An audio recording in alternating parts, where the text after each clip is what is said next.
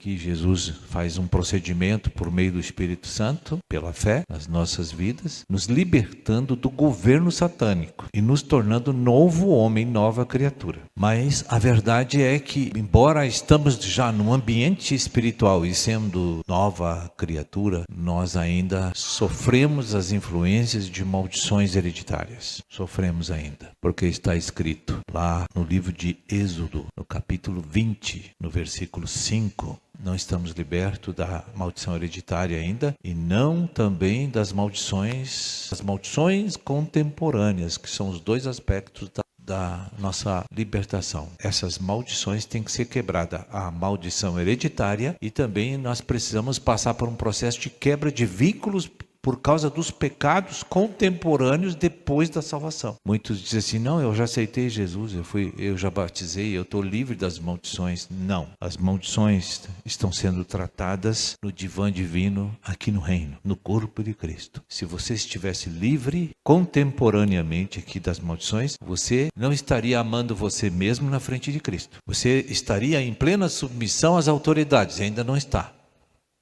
Então isso prova que os nossos pecados diários ainda está sob a persuasão, a influência desses espíritos de hereditariedade que herdamos no ventre materno, oriundo do pecado original, do primeiro pecado. Eu preciso mesclar este versículo com outro versículo que está no Salmos 51:5. O que ele está querendo dizer? Eu já nasci separado de Deus, eu já nasci revoltado com Deus, eu já nasci em oposição a Deus, eu já nasci fora do governo divino. Eu preciso de um procedimento miraculoso de Deus para que eu venha me unir a Deus novamente. Deus nos chama, nós somos filhos originais, somos nova criatura, nós já estamos libertos, já estamos garantidos na glória, mas somos arteiros, peraltas. Ainda conhecemos a verdade e não obedecemos. Então Deus precisa continuar um processo de nos conduzir a conhecer mais intensamente a verdade, para que a verdade entrando na nossa mente venha trazer uma luz, uma iluminação intensa, para que a gente possa se certificar de que o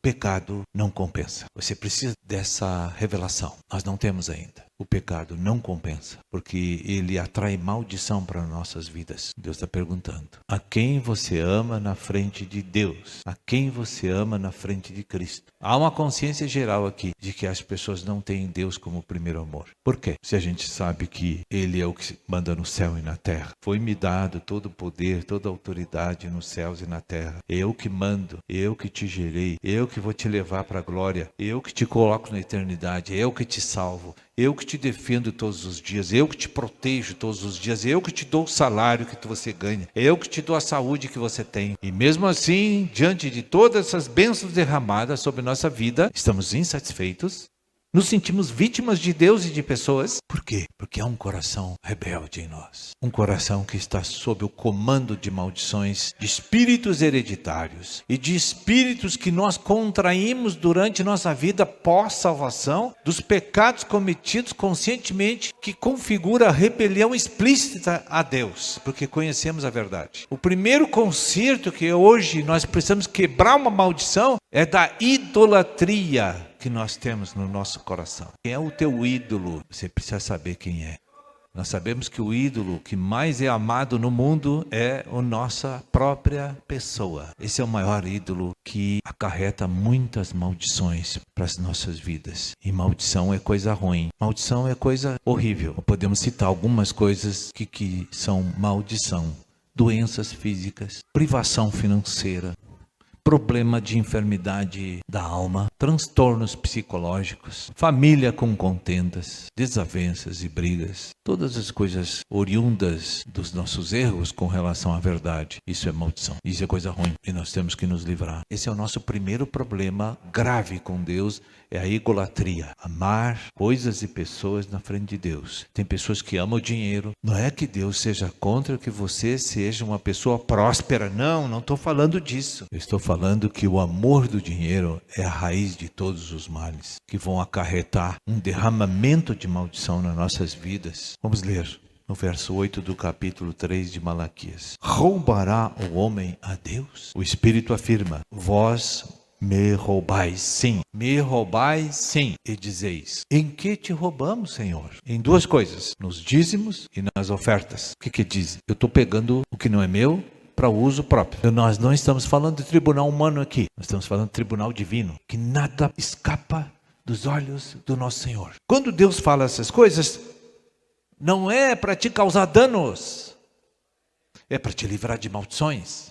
Então, fidelidade à lei, a primeira. A segunda, teu coração ama quem? A transgressão atrai Satanás para você. Eu duvido que você fazendo tudo certinho, Deus vai deixar o diabo roubar os teus bens, os teus valores. Eu duvido que isso aconteça. Deus é fiel, Ele nunca falha. Deus não promove essa desgraça. É o descumprimento da lei que atrai as maldições para você. Então nunca você poderá dizer que Deus está sendo ruim com você. Nunca. Quando você tem maldições, a culpa é nossa, exclusivamente nossa. O que é maldição? Quando tu obedece, tu ama a Deus. Quando tu desobedece, tu odeia Deus. Porque Deus, quando olha o nosso coração, o quadro da desobediência diário da nossa vida, Ele sabe se aquilo é rebelião ou aquilo é fraqueza, falta de entendimento ou fraqueza. A pior coisa que tem é quando a gente faz porque ama coisas e pessoas e não Deus. Aí que está o problema. O diabo diz: filhos de Deus, retém para ter mais e prosperar. Fala diferente. É dando que se recebe. Deus diz: aos meus que me amam, eu dou até enquanto eles estão dormindo, aos que me amam. Porque Jesus disse: os que me amam são os que me obedecem. Não sei o que os irmãos estavam pensando quando falar sobre de quebra de maldições, que eu ia chegar aqui, eu ia invocar o Senhor, ia descer um poder aqui e ia libertar todo mundo por causa de uma oração que eu estou fazendo.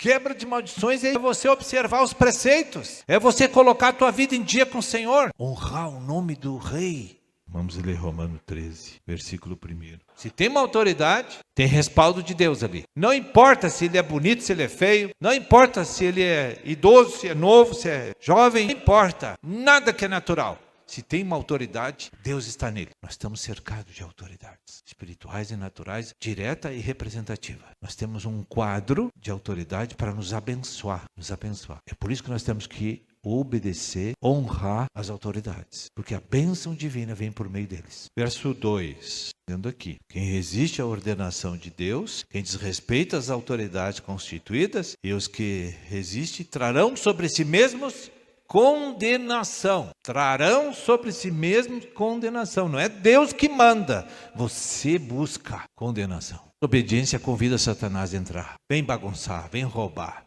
vem destruir, vem gerar prejuízo. E lembre-se, tem uma maldição hereditária que permanece em nós, que faz você pecar depois da salvação.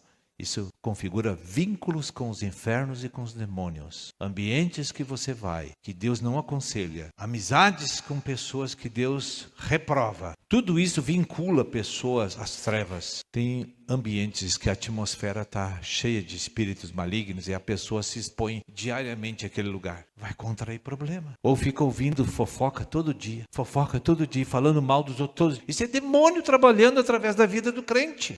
E o mais impressionante é que as pessoas que ouvem isso, irmãos, não arrumam as coisas na sua vida. Nós temos que ajudar as pessoas a crescer em vida. Aí depois acontecem as coisas. A primeira coisa que ela levanta a cabeça é procurar um culpado, uma razão para quem fez o mal. Mas tu vai perder tempo, porque tudo que acontece é Deus que dispensa do céu ou não. Ou Deus libera, ou Deus segura para não acontecer a coisa errada. Mas Ele não promove isso, a coisa errada.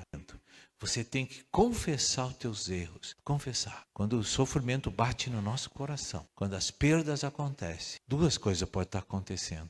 Deus te quebrando para você crescer em vida, para levar mais salvação, mais edificação para as pessoas, ou Deus está te corrigindo por causa da rebelião. Não tem outro motivo.